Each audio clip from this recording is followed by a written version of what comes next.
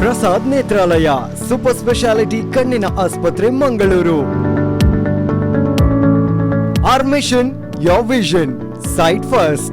ಕರಾವಳಿ ಕರ್ನಾಟಕದ ಅತಿ ದೊಡ್ಡ ಕಣ್ಣಿನ ನೆಟ್ವರ್ಕ್. ಕಣ್ಣಿನ ವಿಭಾಗ ಮತ್ತು ಸೌಲಭ್ಯಗಳು.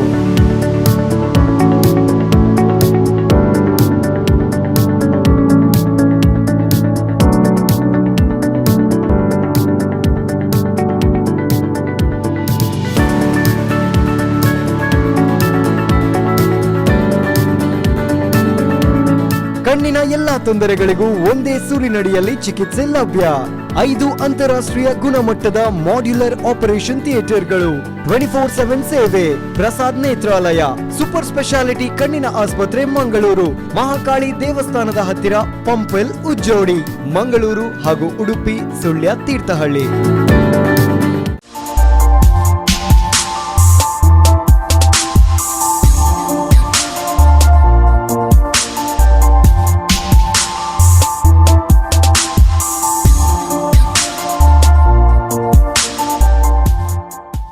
ನಮಸ್ಕಾರ ವೀಕ್ಷಕರೇ, ಪ್ರಸಾದ್ ನೇತ್ರಾಲಯ ಸೂಪರ್ ಸ್ಪೆಷಾಲಿಟಿ ಕಣ್ಣಿನ ಆಸ್ಪತ್ರೆ ಅರ್ಪಿಸುವ ದೃಷ್ಟಿ ವಿಶೇಷ ಕಾರ್ಯಕ್ರಮಕ್ಕೆ ಆತ್ಮೀಯವಾದಂತಹ ಸ್ವಾಗತ. ನಾನು ನಿಖಿತಾ. ವೀಕ್ಷಕರೇ, ಕಳೆದ ಹಲವಾರು ಸಂಚಿಕೆಗಳಲ್ಲಿ ಬೇರೆ ಬೇರೆ ಕಣ್ಣಿಗೆ ಸಂಬಂಧಪಟ್ಟಿರುವಂತಹ ಕಾಯಿಲೆಯ ಕುರಿತಾಗಿ, ಅದನ್ನು ಯಾವ ರೀತಿಯಾಗಿ ನಾವು ಗುಣಪಡಿಸ್ಕೊಳ್ಬೋದು, ಇವೆಲ್ಲದರ ಬಗ್ಗೆ ನಾವು ಮಾಹಿತಿಯನ್ನು ನಿಮಗೆ ನೀಡ್ತಾ ಬಂದಿದ್ದೇವೆ.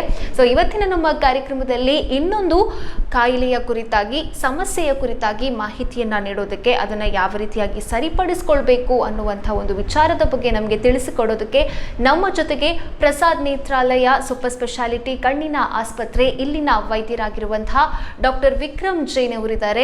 ಮೊದಲಿಗೆ ಅವರನ್ನ ಕಾರ್ಯಕ್ರಮಕ್ಕೆ ಆತ್ಮೀಯವಾಗಿ ಸ್ವಾಗತಿಸೋಣ. ಎಸ್ ಡಾಕ್ಟರ್, ಕಾರ್ಯಕ್ರಮಕ್ಕೆ ಸ್ವಾಗತ. ಡಾಕ್ಟರ್, ನಾನು ಹೇಳಿದ ಹಾಗೆ ಕಳೆದ ಹಲವು ಸಂಚಿಕೆಯಿಂದ ಬೇರೆ ಬೇರೆ ವಿಚಾರದ ಬಗ್ಗೆ ನಾವು ಮಾತನಾಡ್ತಾ ಇದ್ದೇವೆ. ಇವತ್ತಿನ ನಮ್ಮ ಕಾರ್ಯಕ್ರಮದಲ್ಲಿ, ಇವತ್ತಿನ ನಮ್ಮ ಸಂಚಿಕೆಯಲ್ಲಿ ಕಣ್ಣಿನ ಪೊರೆಯ ರೋಗ, ಅದೊಂದು ವಿಚಾರದ ಬಗ್ಗೆ ಮಾತನಾಡಲಿಕ್ಕಿದ್ದೇವೆ. ಮೊದಲನೇದಾಗಿ ಕೇಳುವುದಾದ್ರೆ, ಕಣ್ಣಿನ ಪೊರೆ ರೋಗ ಅಂದರೆ ಏನು ಅಂತ. ಈಗ ಕಣ್ಣಿನ ಪೊರೆ ಅಂದರೆ ಎಲ್ಲರ ಕಣ್ಣಲ್ಲಿ ಒಂದು ಕಣ್ಣಿನ ಒಳಗೆ ನ್ಯಾಚುರಲ್ ಲೆನ್ಸ್ ಅಂತ ಇರ್ತದೆ.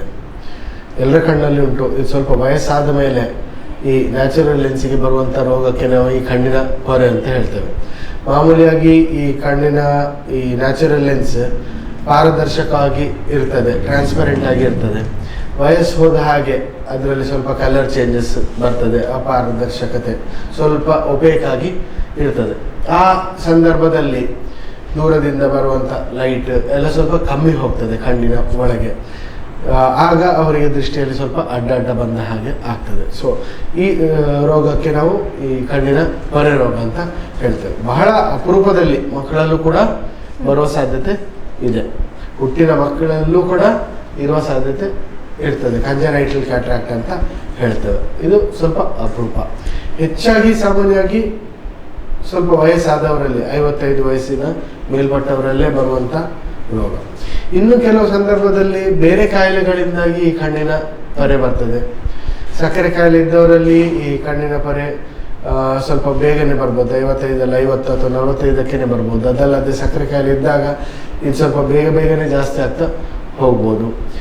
ಕಣ್ಣಿಗೇನಾದರೂ ಪೆಟ್ಟಾಗಿ ಕಣ್ಣಿಗೆ ಗಾಯ ಆದರೆ ಆ ಸಂದರ್ಭದಲ್ಲೂ ಈ ಕಣ್ಣಿನ ಪೊರೆ ಬರುವ ಸಾಧ್ಯತೆ ಜಾಸ್ತಿಯಾಗಿ ಇರ್ತದೆ. ಓಕೆ, ಸಾಮಾನ್ಯವಾಗಿ ಯಾವ ಒಂದು ಏಜ್ ಗ್ರೂಪ್ ಅಂದರೆ ಇಂದ ಸ್ಟಾರ್ಟ್ ಆಗ್ತದೆ ಇದು? ಅದೇ ಹೆಚ್ಚಾಗಿ ಇದೊಂದು 55 ಮೇಲೇನೆ ಬರುವಂಥ ರೋಗ ಅಂತ ಹೇಳೋದಿಲ್ಲ ನಾನು. ಇದೊಂದು ಪ್ರಕೃತಿ ನಿಯಮ ಅಂತ ಹೇಳ್ಬೋದು. ಎಲ್ರಿಗೂ, ನನಗೂ ಬರ್ತದೆ. ಆ ವಯಸ್ಸಿಗೆ ಹೋಗುವಾಗ 55 ಆದಮೇಲೆ 60-65 ಆಗುವಾಗ ಎಲ್ರಿಗೂ ಖಂಡಿತವಾಗಿಯೇ ಬರ್ತದೆ. ಕೆಲವರಲ್ಲಿ ಬೇಗ, ಕೆಲವರಲ್ಲಿ ಸ್ವಲ್ಪ ಲೇಟ್ ಆಗಿ ಬರ್ಬೋದು. ಅಪರೂಪದಲ್ಲಿ ಮಕ್ಕಳಲ್ಲಿ ಕಂಡು ಬರ್ತದೆ. ಯಾವ ಕಾರಣದಿಂದ ಇದು ಬರ್ಬೋದು ಡಾಕ್ಟರ್? ಈಗ ಇದಕ್ಕೆ ಈ ಸಣ್ಣ ಮಕ್ಕಳಲ್ಲಿ ಬರುವಾಗ ಯಾಕೆ ಬರ್ಬೋದು ಅಂತ ನೀವು ಕೇಳಿದ್ರೆ, ಇದು ಮಕ್ಕಳಲ್ಲಿ ಕೆಲವೊಮ್ಮೆ ತಾಯಿ ಗರ್ಭಿಣಿ ಇರುವಾಗ ತಾಯಿಗೆ ಏನಾದರೂ ಜ್ವರ ಬಂದಿದ್ರೆ ಅಥವಾ ತಾಯಿಗೆ ಏನಾದರೂ ಬೇರೆ ರೋಗಗಳೇನಾದರೂ ಇದ್ದ ಸಂದರ್ಭದಲ್ಲಿ ಮಗುವಿಗೆ ಈ ಕಣ್ಣಿನ ಪೊರೆ ಬರುವ ಸಾಧ್ಯತೆ ಇರ್ತದೆ. ವಯಸ್ಸಾದವರಲ್ಲಿ ಬರುವುದು ಯಾಕಂತ ಹೇಳಿದ್ರೆ, ಈ ಕಣ್ಣಿನ ನ್ಯಾಚುರಲ್ ಲೆನ್ಸ್ ಅಲ್ಲಿ ಅದರದ್ದು ಲೆನ್ಸ್ ಪ್ರೋಟೀನ್ಸ್ ಅಂತ ಇರ್ತದೆ. ಇದು ವಯಸ್ಸಾದಾಗ ಈ ಲೆನ್ಸ್ ಪ್ರೋಟೀನ್ಸ್ ಸ್ವಲ್ಪ ಅದರದ್ದು ಆಗುವಾಗ ಅದು ಈ ಟ್ರಾನ್ಸ್ಪರೆಂಟ್ ಪಾರದರ್ಶಕ ಇರುವುದು ಹೋಗಿ ಒಪೇಕ್ ಆಗ್ತದೆ. ಆಗ ಈ ಪೊರೆ ಬರುವುದಂತ ಹೇಳ್ತೇವೆ. ಒಂದು ಏಜಿಂಗ್ ಫಿನಾಮಿನ ಅಂತ ಹೇಳ್ಬೋದು.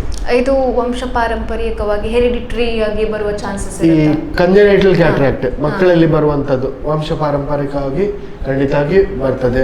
ಸಂಬಂಧದ ಒಳಗೆ ಮದುವೆ ಆದ್ರೆ ಈ ರೋಗಗಳು ಬರುವ ಸಾಧ್ಯತೆ ಇನ್ನು ಕೂಡ ಜಾಸ್ತಿ. ಓಕೆ ಡಾಕ್ಟರ್, ನೀವು ಹೇಳಿದ್ರಿ ಲೆನ್ಸ್ ಬಗ್ಗೆ. ಇದು ಲೆನ್ಸ್ ಹಾಕ್ಬೇಕಾ? ಯಾವೆಲ್ಲ ರೀತಿಯ ಲೆನ್ಸ್ ಅನ್ನ ಇದರಲ್ಲಿ ನಾವು ಹಾಕ್ಬೇಕಾಗುತ್ತೆ? ಇದ್ರದ್ದು ಟ್ರೀಟ್ಮೆಂಟ್ ಪರಿಹಾರ ಅಂದ್ರೆ ನ್ಯಾಚುರಲ್ ಲೆನ್ಸ್ ಅನ್ನು ನಾವು ತೆಗಿತೇವೆ. ಸೊ ನೀವು ಕೇಳಿರ್ಬೋದು ಲೆನ್ಸ್ ಹಾಕಿದ್ದೇವೆ, ಕಣ್ಣಿಗೆ ಲೆನ್ಸ್ ಹಾಕಿದ್ದೇವೆ ಅಂತ ಕೆಲವರು ಹೇಳೋದನ್ನು. ಸೊ ಈ ನ್ಯಾಚುರಲ್ ಲೆನ್ಸ್ ಅನ್ನು ನಾವು ತೆಗಿತೇವೆ, ಯಾಕಂದ್ರೆ ಅದರಲ್ಲಿ ರೋಗ ಉಂಟು, ಕಣ್ಣಿನ ಪರೆ ಉಂಟು. ಅದನ್ನ ಅಲ್ಲೇ ಕಣ್ಣಿನ ಒಳಗೆ ಕ್ಲೀನ್ ಮಾಡ್ಲಿಕ್ಕೆ ಆಗುದಿಲ್ಲ, ಅದನ್ನು ತೆಗೆದೇ ಬಿಡ್ತೇವೆ, ಆಪರೇಷನ್ ಮಾಡಿ. ಇದಕ್ಕೆ ಶಸ್ತ್ರಚಿಕಿತ್ಸೆ ಮಾತ್ರ ಮಾಡ್ಲಿಕ್ಕೆ ಆಗ್ತದೆ ಕಣ್ಣಿನ ಪರೆಗೆ. ಆ ಸಂದರ್ಭದಲ್ಲಿ ನಾವು ಕಣ್ಣಿನ ಒಳಗೆ ಲೆನ್ಸ್ ಅನ್ನು ಇಡಬೇಕು. ಓಕೆ, ಇನ್ನು ಯಾವೆಲ್ಲ ಲಕ್ಷಣಗಳು ಇದರಲ್ಲಿ ಕಾಣಿಸಿಕೊಳ್ತದೆ? ಈಗ ಪರೆ ರೋಗ ಬಂದಾಗ ಸ್ವಲ್ಪ ಓದ್ಲಿಕ್ಕೆ ಕಷ್ಟ ಆಗ್ಬೋದು ಕೆಲವರಿಗೆ. ಇನ್ನು ಕೆಲವರಿಗೆ ದೂರದ್ದು ಟಿವಿ ಎಲ್ಲ ನೋಡುವಾಗ ಅಲ್ಲಿ ಬರೆದಂತ ಸ್ಕೋರ್ ಆಗ್ಲಿ ಅಥವಾ ನ್ಯೂಸ್ ಅದೆಲ್ಲ ಸರಿಯಾಗಿ ಕಾಣದೇ ಇರುವಂತದ್ದು. ಕರ್ನಾಟಕ ಆಗಾಗ ಅದರ ನಂಬರ್ ಚೇಂಜ್ ಆಗ್ಬೋದು, ಅದು ಕೂಡ ಈ ಕಣ್ಣಿನ ಪರೆ ಒಂದು ಲಕ್ಷಣ. ಹೆಚ್ಚಾಗಿ ಸಾಮಾನ್ಯವಾಗಿ ಕಣ್ಣಿನ ಪರೆಗೆ ಈ ನೋವು ಅಂತದ್ದು ಯಾವುದು ಇರುವುದಿಲ್ಲ. ಕಣ್ಣಿನ ಪರೆ ಒಂದು ಹಂತಕ್ಕೆ ಹೋದ ಮೇಲೆ ಮೆಚೂರ್ ಕ್ಯಾಟ್ರಾಕ್ಟ್ ಅಂತ ಹೇಳ್ತೇವೆ, ಅದು ದಾಟಿದ ಮೇಲೆ ಹೈಪರ್ ಮೆಚೂರ್ ಕ್ಯಾಟ್ರಾಕ್ಟ್ ಅಂತ ಹೇಳ್ತೇವೆ. ಅಷ್ಟು ಹೋಗ್ಲಿಕ್ಕೆ ಬಿಡಲೇಬಾರ್ದು. ಅಂತ ಸಂದರ್ಭದಲ್ಲಿ ಆ ಕಣ್ಣಿನ ಪರೆ ಕಣ್ಣಿನ ಒಳಗೆ ಒಡೆದು ಹೋಗಿ ಕಣ್ಣಿನ ಪ್ರೆಷರ್ ಒತ್ತಡ ಜಾಸ್ತಿ ಆಗೋ ಸಂದರ್ಭ ಇರ್ತದೆ. ಅಂತ ಸಂದರ್ಭದಲ್ಲಿ ಮಾತ್ರ ಅವರಿಗೆ ನೋವು ಇರ್ತದೆ. ಇಲ್ಲದ್ರೆ ಯಾವ ರೀತಿಯ ನೋವು ಆಗ್ಲಿ ಕಣ್ಣು ಕೆಂಪಾಗೋದು ಅಂತದ್ದು ಯಾವುದೂ ಇರುವುದಿಲ್ಲ. ದೃಷ್ಟಿಯಲ್ಲಿ ಅವರಿಗೆ ಅಡ್ಡ ಆದ ಹಾಗೆ, ದೃಷ್ಟಿಯಲ್ಲಿ ಕ್ಲೀನ್ ಕಾಣದ ಹಾಗೆ ಒಂದು ಈ ಒಂದು ಲಕ್ಷಣ ಎಲ್ರಿಗೂ ಇರ್ತದೆ. ಇದರಿಂದಾಗಿ ಬ್ಲೈಂಡ್ನೆಸ್ ಬರುವ ಚಾನ್ಸಸ್ ಇರುತ್ತಾ? ಇದೀಗ ನಾವು ಕ್ಯೂರಬಲ್ ಬ್ಲೈಂಡ್ನೆಸ್ ಅಂತ ಹೇಳ್ತೇವೆ. ಇದರಲ್ಲಿ ಬ್ಲೈಂಡ್ನೆಸ್ ಬರ್ತದೆ ಬಿಟ್ರೆ. ಕ್ಯೂರಬಲ್ ಬ್ಲೈಂಡ್ನೆಸ್ ಯಾಕಂದ್ರೆ ಆಪರೇಷನ್ ಮಾಡಿದ ಕೂಡಲೇ ಅವರಿಗೆ ಅವರ ಮುಂಚಿನ ದೃಷ್ಟಿ 100% ಹಿಂದೆ ಬರ್ತದೆ. ಮಕ್ಕಮನಿ ಅವರು ಈ ಆಪರೇಷನ್ ಅನ್ನು ಮಾಡಿಸದಿದ್ದ ಸಂದರ್ಭದಲ್ಲಿ ನಾನು ಇವಾಗಲೇ ಹೇಳಿದೆ, ಕಣ್ಣಿನ ಪರೆ ಕಣ್ಣಿನ ಒಳಗೆ ಒಡೆದು ಹೋಗ್ತದೆ, ಮತ್ತೆ ಕಣ್ಣಿನ ನರಕ್ಕೆಲ್ಲ ಡ್ಯಾಮೇಜ್ ಆಗ್ತದೆ. ಅಂತ ಸಂದರ್ಭದಲ್ಲಿ ಕಣ್ಣಿನ ನರಕ್ಕೆ ಡ್ಯಾಮೇಜ್ ಆದ್ರೆ ಮತ್ತೆ ಅದನ್ನು ಸರಿಪಡಿಸಲಿಕ್ಕೆ ಆಗುವುದಿಲ್ಲ, ಪರ್ಮನೆಂಟ್ ಬ್ಲೈಂಡ್ನೆಸ್ ಬರ್ತದೆ. ಇಲ್ಲದಿದ್ರೆ ಇದನ್ನ ಸರಿಪಡಿಸಬಹುದು ಅಂತ ನೀವು ಹೇಳ್ತಾರೆ. ಓಕೆ ಡಾಕ್ಟರ್, ಈಗ ಇಲ್ಲಿ ಎಷ್ಟು ಒಂದು ರೇಷಿಯೋ ಅಲ್ಲಿ ಒಂದು ಕಣ್ಣಿನ ಪೊರೆಯ ರೋಗ ನಾವು ಕಾಣ್ಲಿಕ್ಕೆ ಸಿಗುತ್ತೆ ಅಂತ ಅಂದ್ರೆ ನಮ್ಮ ಇಂಡಿಯಾದಲ್ಲಿ ಆಗಿರ್ಬೋದು, ಇಲ್ಲಿ ನಮ್ಮ ಒಂದು ನೆರೆಕರೆಯಲ್ಲಿ ಎಷ್ಟು ಕಾಣ್ಲಿಕ್ಕೆ ಸಿಗ್ತದೆ? ಇದು ಸಾಧಾರಣ ನಾನು ಹೇಳಿದಾಗ ಎಲ್ರಿಗೂ ಬರುವಂತದ್ದೇ ರೋಗ. ಕೆಲವರಿಗೆ ಬೇಗ ಬರ್ಬೋದು, ಕೆಲವರಿಗೆ ಲೇಟ್ ಬರ್ಬೋದು. ಇನ್ನು ಕೆಲವರವರ ಈ ಚೆಕಪ್ಗೆ ಹೋಗದಿದ್ರೆ ಅವರಿಗೆ ಗೊತ್ತೇ ಇರುವುದಿಲ್ಲ, ಅವರ ಕಣ್ಣಲ್ಲಿ ಪ್ರಾಬ್ಲಮ್ ಇದೆ ಅಂತ, ತೊಂದರೆ ಇದೆ ಅಂತ ಗೊತ್ತೇ ಇರುವುದಿಲ್ಲ ಅವರಲ್ಲಿ. ಸೊ ಸಾಧಾರಣ ಎಲ್ರಿಗೆ ಬಂದೇ ಬರ್ತದೆ. ರೇಷಿಯೋ ನೀವು ಕೇಳಿದ್ರೆ ಅದು ಡಿಪೆಂಡ್ಸ್, ಯಾವ ವಯಸ್ಸಿನವರು ಬರ್ತಾ ಇದ್ದಾರೆ ಅದ್ರ ಮೇಲೆ. ಸಾಧಾರಣ ನಾವು ನೋಡುವಂತ ಪೇಷಂಟ್ ಅಲ್ಲಿ ಸಾಧಾರಣ ಒಂದು 40-50% ಜನರಿಗೆ ಕಣ್ಣಿನ ಪರೆ ರೋಗ ಇದ್ದೇ ಇರ್ತದೆ. ಓಕೆ, ಇನ್ನು ಇದನ್ನ ನೀವು ಕ್ಯೂರ್ ಮಾಡ್ಬೋದು ಅಂತ ಹೇಳ್ತಾ ಇದ್ರೆ, ಈಗ ನೀವು ಹೇಳಿದ್ರಿ ಹಾಸ್ಪಿಟಲ್ಗೆ ಮಾಡ್ಬೇಕಂತ ಹೇಳಿದ್ದೇನೆ. ಹೌದು, ಹಾಸ್ಪಿಟಲ್ಗೆ ಬರ್ಲಿಕ್ಕೆ ಈಗ ಕೆಲವರಿಗೆ ಬರುದಿಲ್ಲ, ಎಂತ ಸಮಸ್ಯೆ ಇಲ್ಲ ಅಂತ ಕೂರಿ ಬಿಡ್ತಾರೆ. ಈಗ ಒಂದು ಲೆವೆಲ್ ಅಲ್ಲಿ ಅವರಿಗೆ ಕಣ್ಣಿನ ಪೊರೆ ಬಂದಾಗಿರ್ತದೆ, ಇನ್ನು ತುಂಬಾ ಟೈಮ್ ಆದ ನಂತರ ಹಾಸ್ಪಿಟಲ್ಗೆ ಬಂದ ನಂತರ ಅದನ್ನ ಕ್ಯೂರ್ ಮಾಡ್ಬೋದಾ ನೀವು? ಖಂಡಿತವಾಗಿ ಮಾಡ್ಬೋದು. ಕಣ್ಣಿನ ಪೊರೆಯನ್ನು 100% ಅವರಿಗೆ ದೃಷ್ಟಿ ಬರ್ತದೆ. ಬರೇ ಕಣ್ಣಿನ ನರದಲ್ಲಿ ತೊಂದರೆ ಈ ಪರೆಯಿಂದಾಗಿ ಬಂದಿದ್ರೆ ಮಾತ್ರ ಅವರಿಗೆ ಈ ಕಣ್ಣಿನ 100% ದೃಷ್ಟಿ ಬಾರದೆ ಇರ್ತದೆ. ನಾನು ಆಗ್ಲೇ ಅದಕ್ಕೆ ಹೇಳಿದೆ, ಅಷ್ಟು ಲೇಟ್ ಎಲ್ಲ ನಾವು ಮಾಡಬಾರ್ದು. ಮುಂಚಿನ ಕಾನ್ಸೆಪ್ಟ್ ಏನಿತ್ತು ಅಂತ ಹೇಳಿದ್ರೆ, ಕಣ್ಣಿನ ಪರೆ ಬಂದ್ರೆ ಅದು ಫುಲ್ ಹಣ್ಣಾಗ್ಬೇಕಂತ. ಯಾಕಂದ್ರೆ ಮುಂಚೆ ದೊಡ್ಡ ಗಾಯ ಮಾಡಿ ಈ ಕಣ್ಣಿನ ಪರೆ ಶಸ್ತ್ರಚಿಕಿತ್ಸೆ ಇಡೀ ಕಣ್ಣಿನ ಪರೆಯನ್ನು ಕಣ್ಣಿಂದ ಕಲ್ಲಿನ ಹಾಗೆ ತೆಗಿತಿದ್ರು. ಈಗಿನ ಕಾನ್ಸೆಪ್ಟ್ ಏನಂದ್ರೆ, ಪರೆ ಬಂದ ಕೂಡಲೇ ಅದನ್ನು ಆದಷ್ಟು ಬೇಗ ಮಾಡ್ಬೇಕು. ಯಾಕಂದ್ರೆ ಈಗ ನಾವು ದೊಡ್ಡ ಗಾಯ ಮಾಡುವುದಿಲ್ಲ, ಬರೇ ಮೈಕ್ರೋ ಇನ್ಸಿಷನ್ ಕ್ಯಾಟ್ರಾಕ್ಟ್ ಸರ್ಜರಿ ಅಂತ ಹೇಳ್ತೇವೆ, ಕೀ ಹೋಲ್ ಅಥವಾ ಪಿನ್ ಹೋಲ್ ಸರ್ಜರಿ ಅಂತ ಹೇಳ್ಬೋದು. 1.8 mm ಮಾತ್ರ ಗಾಯ ಮಾಡಿ ಇದನ್ನು ಮಾಡುವುದು. ಸೊ ಅಂತ ಸಂದರ್ಭದಲ್ಲಿ ನಾವು ಏನ್ ಮಾಡ್ತೇವೆ, 1.8 mm ಗಾಯದ ಮೂಲಕ ಮೆಷಿನಿನ ಮೂಲಕ ಅದನ್ನು ಮೆಲ್ಟ್ ಮಾಡ್ತೇವೆ, ಕಣ್ಣಿನ ಒಳಗೇನೆ ಮೆಲ್ಟ್ ಮಾಡ್ತೇವೆ, ಮತ್ತೆ ಅದನ್ನು ನೀರಿನ ಹಾಗೆ ತೆಗಿತೇವೆ. ಸೊ ಹಾಗೆ ಮಾಡರ್ನ್ ಶಸ್ತ್ರಚಿಕಿತ್ಸೆ ಇರುವಾಗ ಅದು ಆದಷ್ಟು ವೇಗದಲ್ಲಿ ಮಾಡಿದ್ರೆ ಅವರಿಗೇನೆ ಸುಲಭ, ಅವರ ಕಣ್ಣಿಗೇನೆ ಒಳ್ಳೆಯದು. ಓಕೆ ಡಾಕ್ಟರ್, ಈಗ ನೀವು ಹೇಳಿದ್ರಿ ಆಗ ಡಯಾಬಿಟಿಸ್ ಇರುವವರಿಗೆ ಇಂಥ ಪೇಷಂಟ್ಸ್ಗಳಿಗೆಲ್ಲ ಬರುವಂಥ ಚಾನ್ಸಸ್ ಜಾಸ್ತಿ ಇರ್ತದೆ ಅಂತ. ಇನ್ನೀಗ ಡಯಾಬಿಟಿಸ್ ಇರುವವರಿಗೆ ಶಸ್ತ್ರಚಿಕಿತ್ಸೆ ಮಾಡಿದ್ರೆ ಅದು ಅಂದ್ರೆ ಏನಾದರೂ ಪ್ರಾಬ್ಲಮ್ ಆಗುತ್ತಾ ಅಂತ ಒಂದು ಪ್ರಶ್ನೆ. ಈಗ ಈ ಕಣ್ಣಿನ ಪರೆ ರೋಗಕ್ಕೆ ಈ ಶಸ್ತ್ರಚಿಕಿತ್ಸೆ ಅಲ್ಲದೆ ಬೇರೆ ಯಾವುದೂ ಟ್ರೀಟ್ಮೆಂಟ್ ಪರಿಹಾರ ಇಲ್ಲ. ನೀವು ಕೇಳ್ಬೋದು, ಕನ್ನಡಕ ಏನಾದ್ರು ಕೊಟ್ಟರೆ ಇಂಪ್ರೂವ್ ಆಗ್ತದೆ ಅಥವಾ ಐ ಡ್ರಾಪ್ಸ್ ಕೊಟ್ಟರೆ ಏನಾದ್ರು ಇಂಪ್ರೂವ್ ಆಗ್ಬೋದು ಅಂತ. ಐ ಡ್ರಾಪ್ಸ್ ಕೊಟ್ಟರೆ ಬಿಲ್ಕುಲ್ ಇಂಪ್ರೂವ್ ಆಗುದಿಲ್ಲ. ಕಣ್ಣಿನ ಪರೆಯನ್ನು ಏನು ಐ ಡ್ರಾಪ್ಸಿನ ಮೂಲಕ ಅದನ್ನು ಇದು ಮಾಡಲಿಕ್ಕೆ ತೆಗೆಯಲಿಕ್ಕೆ ಆಗುದಿಲ್ಲ. ಕನ್ನಡಕ ಕೊಟ್ಟಾಗ ಅವರ ಪರೆ ಇರುವಾಗ ಸ್ವಲ್ಪ ಇಂಪ್ರೂವ್ಮೆಂಟ್ ಬರ್ಬೋದು, 100% ಬರೋದಿಲ್ಲ. ಬಟ್ ಆ ಕರ್ನಾಟಕದ ನಂಬರ್ ಆಗಾಗ 6 ತಿಂಗಳಿಗೊಮ್ಮೆ ಚೇಂಜ್ ಆಗ್ತಾ ಇರ್ತದೆ, ಕೆಲವರಲ್ಲಿ 3 ತಿಂಗಳಿಗೊಮ್ಮೆ ಚೇಂಜ್ ಆಗ್ತಾ ಇರ್ತದೆ. ಸೊ ಪ್ರತಿ 3 ತಿಂಗಳಿಗೊಮ್ಮೆ ಕರ್ನಾಟಕ ಚೇಂಜ್ ಮಾಡೋದು ಕೂಡ ಸ್ವಲ್ಪ ಕಷ್ಟ. ಬರೀ ಶಸ್ತ್ರಚಿಕಿತ್ಸೆನೇ ಮಾಡಬೇಕು. ಸಕ್ಕರೆ ಕಾಯಿಲೆ ಇದ್ದವರಲ್ಲಿ ಶಸ್ತ್ರಚಿಕಿತ್ಸೆ ಮಾಡ್ಲಿಕ್ಕೆ ಅವ್ರು ಎನಿಸ್ತಾರೆ ಸ್ವಲ್ಪ ಕಷ್ಟ, ಗಾಯ ಗುಣ ಆಗೋದಿಲ್ಲ. ಇದೆಲ್ಲ ಅವರ ಶಸ್ತ್ರಚಿಕಿತ್ಸೆ ಒಳ್ಳೆ ಕಂಟ್ರೋಲ್ ಅಲ್ಲಿ, ಅವರ ಕಣ್ಣಿನ ಪರೆ ರೋಗ ಒಳ್ಳೆ ಕಂಟ್ರೋಲ್ ಅಲ್ಲಿ ಇಲ್ಲದಾಗ ಮಾತ್ರ ಬರುವಂತ ಸಂದರ್ಭ. ಅವರ ಈ ಡಯಾಬಿಟೀಸ್, ಕಣ್ಣಿನ ಸಕ್ಕರೆ ಕಾಯಿಲೆಯನ್ನು ಒಳ್ಳೆ ನಾವು ರೀತಿಯಲ್ಲಿ ಕಂಟ್ರೋಲ್ ಮಾಡಿ ಮತ್ತೆ ಈ ಆಪರೇಷನ್ ಅನ್ನು ಮಾಡಿದ್ರೆ ಏನೂ ತೊಂದರೆ ಆಗುದಿಲ್ಲ. ನಾನು ಇವಾಗಲೇ ಹೇಳಿದೆ, ಮುಂಚಿನಾಗೆ ನಾವು ದೊಡ್ಡ ಈ ಇದು ಮಾಡಿ ಗಾಯ ಮಾಡಿ ಶಸ್ತ್ರಚಿಕಿತ್ಸೆ ಈಗ ಮಾಡೋದು ಬಿಟ್ಟಿದ್ದೇವೆ. ಬರೀ ಈ ಸಣ್ಣ ಗಾಯದ ಮೂಲಕ ಫೇಕೋಎಮಲ್ಸಿಫಿಕೇಶನ್ ಅಂತ ಹೇಳ್ತೇವೆ, ಮೆಷಿನಿನ ಮೂಲಕ ಆ ಕಣ್ಣಿನ ಪರೆಯನ್ನು ಕರಗಿಸ್ತೇವೆ. ಸೊ ಸಣ್ಣ ಗಾಯ ಮಾಡುವ ಕಾರಣ ಖಂಡಿತವಾಗಿ ಅವರಿಗೂ ಕೂಡ ಶುಗರ್ ಕಂಟ್ರೋಲ್ ಇದ್ದಾಗ ಏನು ತೊಂದರೆ ಆಗುವುದಿಲ್ಲ. ಸಕ್ಕರೆ ಕಾಯಿಲೆ ಇದ್ದವರಲ್ಲಿ ಕಣ್ಣಿನ ನರದಲ್ಲಿ ಕೆಲವೊಂದು ತೊಂದರೆಗಳು ಬರ್ಬೋದು. ಮುಂಚೆ ಕೂಡ ನಾವು ಮಾತಾಡಿದ್ದೇವೆ, ಡಯಾಬಿಟಿಕ್ ರೆಟಿನೋಪತಿ ಅಂತ ಬರ್ತದೆ. ಅದು ಏನಾದರೂ ಇದ್ರೆ ಅದರಿಂದಾಗಿ ಕಣ್ಣಿನ ದೃಷ್ಟಿ ಸ್ವಲ್ಪ ಕಡಿಮೆ ಇರ್ಬೋದು. ಬಟ್ ಅವರ ಪರೆಯಿಂದಾಗಿ ಎಷ್ಟು ಅಂಶ ದೃಷ್ಟಿ ಕಮ್ಮಿ ಆಗಿದೆ ಅದು ಸಂಪೂರ್ಣವಾಗಿ ಅವರಿಗೆ ಹಿಂದೆ ವಾಪಸ್ ಬರ್ತದೆ. ಓಕೆ ಡಾಕ್ಟರ್, ಇನ್ನು ಕೇಳುವುದಾದ್ರೆ ಈಗ ನೀವು ಹೇಳಿದ್ರಿ ಲೆನ್ಸ್ ಅನ್ನು ನಾವು ಸಂಪೂರ್ಣವಾಗಿ ತೆಗಿತೇವೆ ಅಂತ ತೆಗೆದು ಬೇರೆ ಲೆನ್ಸ್ ಅನ್ನು ನಾವು ಹಾಕ್ಬೇಕು, ಆರ್ಟಿಫಿಷಿಯಲ್ ಲೆನ್ಸ್ ಅನ್ನು ಹಾಕ್ಬೇಕು. ಹೌದು, ಅದು ಬಾಳಿಕೆ ಬರುತ್ತಾ ಅನ್ನುವಂಥದ್ದು? ಅದರದ್ದು 100 ಅಲ್ಲ 200 ವರ್ಷ ಬಾಳಿಕೆ ಇರ್ತದೆ. ಈಗ ಮಾಡರ್ನ್ ಲೆನ್ಸಸ್ ನಾವು ಹಾಕೋದು ಒಳ್ಳೆ ಬರ್ತದೆ, ಏನು ತೊಂದರೆ ಆಗುದಿಲ್ಲ, ಅವರ ಜೀವನ ಪೂರ್ತಿ ಏನು ತೊಂದರೆ ಆಗುದಿಲ್ಲ. ಓಕೆ ಡಾಕ್ಟರ್, ಈ ಒಂದು ಕಣ್ಣಿನ ಪೊರೆಯ ರೋಗದ ಬಗ್ಗೆ ಇನ್ನಷ್ಟು ಹೆಚ್ಚಿನ ಮಾಹಿತಿ ಮಾತುಕತೆ ತಮ್ಮ ಜೊತೆ ಮಾಡ್ಲಿಕ್ಕಿದ್ದೇವೆ. ಆದ್ರೆ ಒಂದು ಸಣ್ಣ ಬ್ರೇಕ್ ತಗೊಂಡು ಬೇಗ ವಾಪಸ್ ಬಂದ್ಬೇಡ. ಎಸ್ ವೀಕ್ಷಕರೇ, ದೃಷ್ಟಿ ವಿಶೇಷ ಕಾರ್ಯಕ್ರಮ ಮುಂದುವರಿಯುತ್ತೆ ಒಂದು ಸಣ್ಣ ವಿರಾಮದ ಬಳಿಕ. ಪ್ರಸಾದ್ ನೇತ್ರಾಲಯ ಸೂಪರ್ ಸ್ಪೆಷಾಲಿಟಿ ಕಣ್ಣಿನ ಆಸ್ಪತ್ರೆ Mangaluru. Our mission your vision, sight first. ಕರಾವಳಿ ಕರ್ನಾಟಕದ ಅತಿ ದೊಡ್ಡ ಕಣ್ಣಿನ ನೆಟ್ವರ್ಕ್, ಕಣ್ಣಿನ ವಿಭಾಗ ಮತ್ತು ಸೌಲಭ್ಯಗಳು.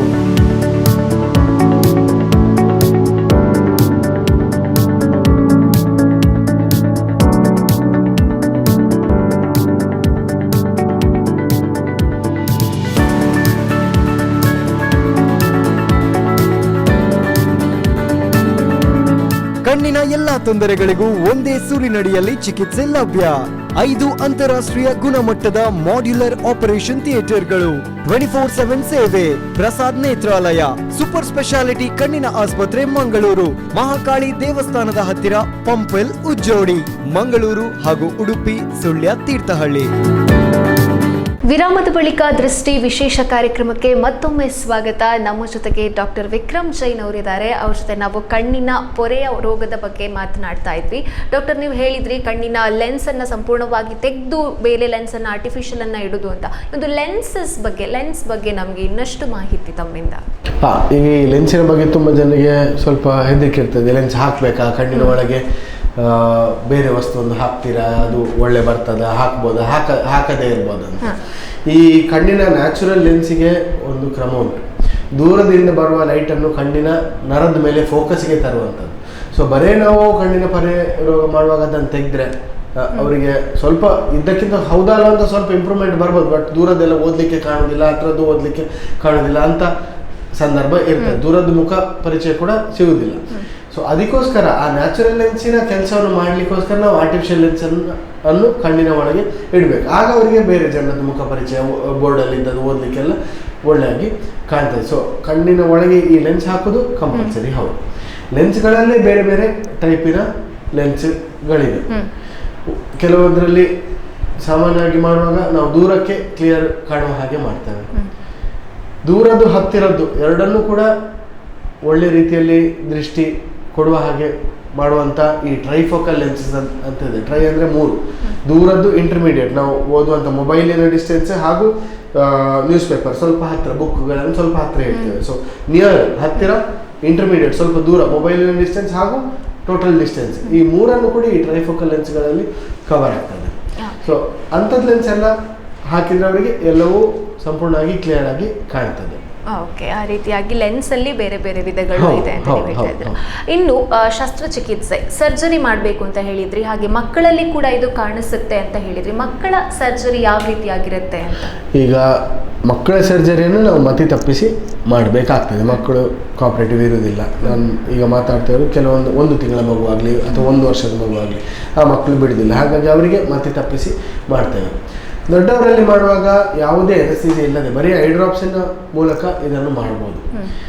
ನಾವು ಮಾಡುವಾಗ ಅವರಿಗೆ ಒಂದು ಲೈಟನ್ನು ತೋರಿಸ್ತೇವೆ, ಅದೇ ಲೈಟನ್ನು ಅವ್ರು ನೋಡ್ತಾ ಇದ್ರೆ ಆಯಿತು, ಅಲ್ಲಿಗೇನೆ ಇಡೀ ಶಸ್ತ್ರಚಿಕಿತ್ಸೆ ಅವರಿಗೆ ಎಂತ ಮತಿ ತಪ್ಪಿಸದೆ ಅಥವಾ ಇಂಜೆಕ್ಷನ್ ಇಲ್ಲದೆ ಸಹ ಖಂಡಿತವಾಗಿ ಮಾಡ್ಬೋದು. ಅವರಿಗೆ ಯಾವ ರೀತಿಯ ನೋವು ಕೂಡ ಇರುವುದಿಲ್ಲ. ಇದು ಈಗಿನ ಕಾಲದಲ್ಲಿ ನಾವು ಮಾಡುವಂಥ ಮಾಡರ್ನ್ ಶಸ್ತ್ರಚಿಕಿತ್ಸೆಯಲ್ಲಿ ಮಾಡುವಾಗ ಈ ಥರ ಮಾಡ್ಬೋದು. ಮುಂಚೆ ಮಾಡುವಾಗ ದೊಡ್ಡ ಗಾಯ ಮಾಡುವಾಗೆಲ್ಲ ಇಂಜೆಕ್ಷನ್ ಕೊಟ್ಟೇ ಮಾಡಬೇಕಿತ್ತು, ಅದರಲ್ಲಿ ಸ್ವಲ್ಪ ನೋವೆಲ್ಲ ಇರ್ತಿತ್ತು. ಬಟ್ ಈಗ ನಾವು ಮಾಡುವಂಥ most modern micro incision cataract ಸರ್ಜರಿಯಲ್ಲಿ ಇಂಥದ್ದು ಯಾವುದೇ ಮತಿ ತಪ್ಪಿಸೋದಾಗಲಿ ಅಥವಾ ಕಣ್ಣಿಗೆ ಇಂಜೆಕ್ಷನ್ ಕೊಡೋದಾಗಲಿ ಯಾವುದೂ ಅಗತ್ಯ ಇರುವುದಿಲ್ಲ. ಪೇಷಂಟಿನ ಸೈಡಿಂದ ಸ್ವಲ್ಪ ಕಾಪರೇಷನ್ ಬೇಕು, ಸೀದಾ ಲೈಟನ್ನು ನೋಡ್ತಾ ಇದ್ದೀವಿ. ಕೆಲವರಿಗೆ ಸ್ವಲ್ಪ ಗಾಬರಿ ಇದ್ದರೆ ಅವರೇ ಹೇಳ್ತಾರೆ, ಇಲ್ಲ ನಮ್ಗೆ ಇಂಜೆಕ್ಷನ್ ಕೊಡಿ, ನಮಗೇನು ಸ್ವಲ್ಪ ಗಾಬರಿ ಎಲ್ಲ ಇರುವಾಗ ಅಂಥವರಲ್ಲಿ ನಾವು ಕಣ್ಣಿನ ಹತ್ರ ಒಂದು ಲೋಕಲ್ ಅನಸ್ಥೀಸಿಯಾ ಅಂತ ಇರ್ತದೆ, ಅದನ್ನು ಕೊಟ್ಟು ಮಾಡ್ತೇವೆ. ಮಕ್ಕಳಿಗೆ ನಾವು ಮತಿ ತಪ್ಪಿಸಿ ಮಾಡ್ತೇವೆ. ಮಕ್ಕಳಿಗೆ ಪರೆ ಇರುವಾಗ ಅದನ್ನು ಮುಂದೆ ಹಾಕ್ಲಿಕ್ಕೆ ಆಗುದಿಲ್ಲ. ಯಾಕೆಂದ್ರೆ ಮಕ್ಕಳಲ್ಲಿ ನಾವು ಪರೆಯ ಶಸ್ತ್ರಚಿಕಿತ್ಸೆಯನ್ನು ಇಮಿಡಿಯೇಟ್ ಆಗಿ ಮಾಡದೇ ಇದ್ದಲ್ಲಿ ಅವರ ಕಣ್ಣಿನ ನರದ ಬೆಳವಣಿಗೆ ಆಗುವುದಿಲ್ಲ, ನರ ಬೆಳೆಯುವುದಿಲ್ಲ. ಮತ್ತೆ 4-5 ವರ್ಷ ಆದ ಮೇಲೆ ಮಕ್ಕಳನ್ನು ಕರ್ಕೊಂಡು ಬಂದು ನಾವು ಮತ್ತೆ ಆ ಶಸ್ತ್ರಚಿಕಿತ್ಸೆಯನ್ನು ಮಾಡಿದ್ರೆ ಅಲ್ಲಿ ನರ ಬೆಳೆದಿರುವುದಿಲ್ಲ, ಹಾಗಾಗಿ ಒಳ್ಳೆ ದೃಷ್ಟಿ ಬರುವುದಿಲ್ಲ. ಮಕ್ಕಳಲ್ಲಿ ಪರೆ ಉಂಟಂತ ಗೊತ್ತಾದರೆ ಕೂಡಲೇ ನಾವು ಮಾಡಲೇಬೇಕು. 14 ದಿನದ ಮಗುವಿಗೆ ಕೂಡ ನಾವು ಮಾಡಿದ್ದೇವೆ. ಮಕ್ಕಳಲ್ಲಿ ಅದನ್ನು ಮುಂದೆ ಹಾಕಲಿಕ್ಕೆ ಸಾಧ್ಯವೇ ಇಲ್ಲ. ಮುಂದೆ ಹಾಕಿದಷ್ಟು ಅವರ ಬೆಳವಣಿಗೆ, ಕಣ್ಣಿನ ನರದ ಬೆಳವಣಿಗೆ, ಓವರಾಲ್ ಬೆಳವಣಿಗೆ ಎಲ್ಲ ಕಮ್ಮಿ ಆಗ್ತದೆ. ಹಾಗಾಗಿ ಮಕ್ಕಳಲ್ಲಿ ಶಸ್ತ್ರಚಿಕಿತ್ಸೆಯನ್ನು ಮಾಡಬೇಕಿದ್ರೆ ಇಮಿಡಿಯೇಟ್ ಆಗಿ ಮಾಡಬೇಕು, ಮುಂದೆ ಹಾಕ್ಲಿಕ್ಕೆ ಆಗೋದಿಲ್ಲ. ಹಾಗೂ ಮತ್ತೆ ತಪ್ಪಿಸಿ ನಾವು ಮಾಡ್ತೇವೆ. ಅಡ್ಮಿಷನ್ ಬೇಕಾಗ್ತದೆ. ಬೇರೆ ಈಗ ದೊಡ್ಡವರಲ್ಲಿ ಮಾಡುವಾಗ ಅಡ್ಮಿಷನ್ ಕೂಡ ಬೇಕಂತಿಲ್ಲ. ಡೇ ಕೇರ್ ಸರ್ಜರಿ ಅವರು ಬಂದು ಒಂದು 2-3 ತಾಸಲ್ಲಿ ಎಲ್ಲ ಮುಗಿಸಿ ಮನೆಗೆ ಅದೇ ದಿವಸ ಹೋಗ್ಬೋದು. ಅಡ್ಮಿಷನ್ ಕೂಡ ಅಗತ್ಯ ಇರುವುದಿಲ್ಲ. ಇನ್ನು ಆಪರೇಷನ್ ಆದ ನಂತರ ಇದಕ್ಕೆ ಸ್ಪೆಕ್ಸ್ ಏನಾದ್ರೂ ಹಾಕೊಂಡಿರ್ಬೇಕಾ? ಇಮಿಡಿಯೇಟ್ ಆಪರೇಷನ್ ಆದ ಮೇಲೆ ನಾವು ಪ್ರೊಟೆಕ್ಟಿವ್ ಗ್ಲಾಸ್ ಕೊಡ್ತೇವೆ, ಕಣ್ಣಿಗೆ ಧೂಳು ಹೋಗದ ಹಾಗೆ. ಅದನ್ನೊಂದು ಹಾಕಬೇಕು, ಒಂದು 10 ದಿನದ ಅವಧಿ ಅದನ್ನು ಹಾಕಬೇಕು. ಮತ್ತೆ ಪವರ್ ಗ್ಲಾಸ್ ಬೇಕಾಗುವುದಿಲ್ಲ, ಯಾಕಂದ್ರೆ ನಾವು ದೂರದ್ದು ಲೆನ್ಸಿನಲ್ಲಿ ಕರೆಕ್ಟ್ ಮಾಡ್ತೇವೆ. ಬರೀ ಓದ್ಲಿಕ್ಕೆ ಕನ್ನಡಕ ಬೇಕಾಗ್ತದೆ.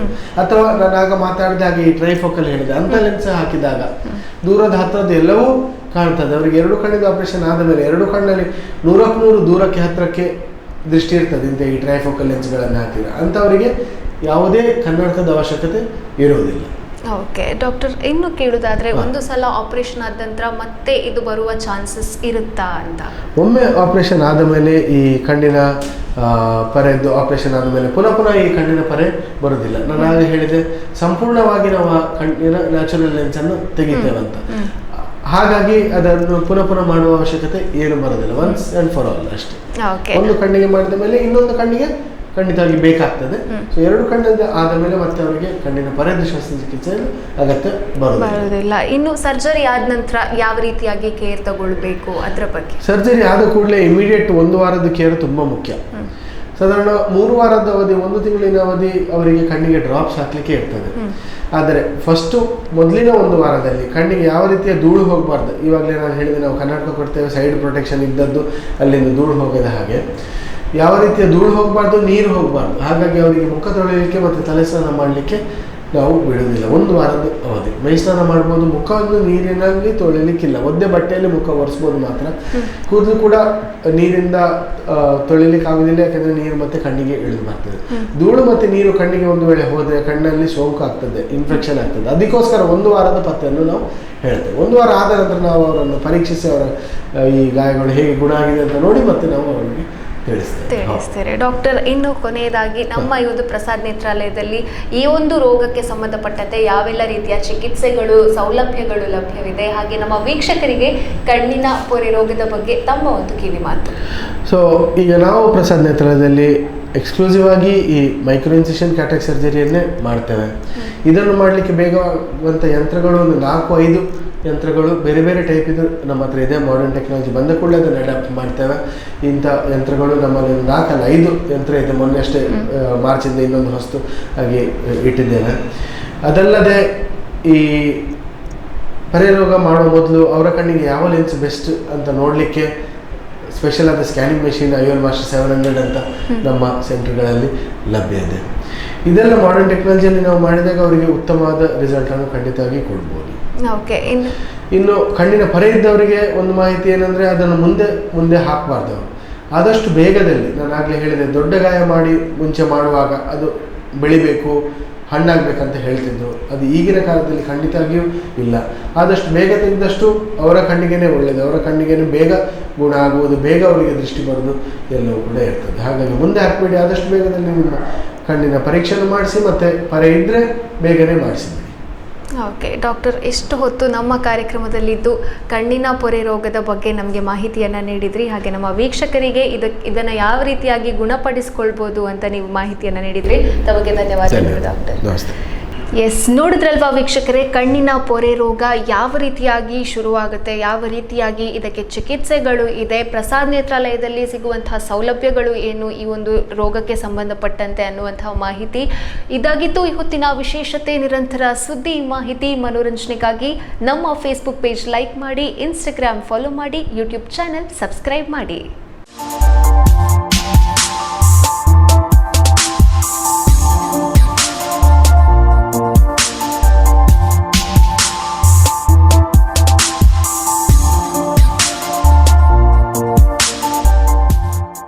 ಪ್ರಸಾದ್ ನೇತ್ರಾಲಯ ಸೂಪರ್ ಸ್ಪೆಷಾಲಿಟಿ ಕಣ್ಣಿನ ಆಸ್ಪತ್ರೆ, Mangaluru. Our mission your vision, sight first. ಕರಾವಳಿ ಕರ್ನಾಟಕದ ಅತಿ ದೊಡ್ಡ ಕಣ್ಣಿನ ನೆಟ್ವರ್ಕ್, ಕಣ್ಣಿನ ವಿಭಾಗ ಮತ್ತು ಸೌಲಭ್ಯಗಳು.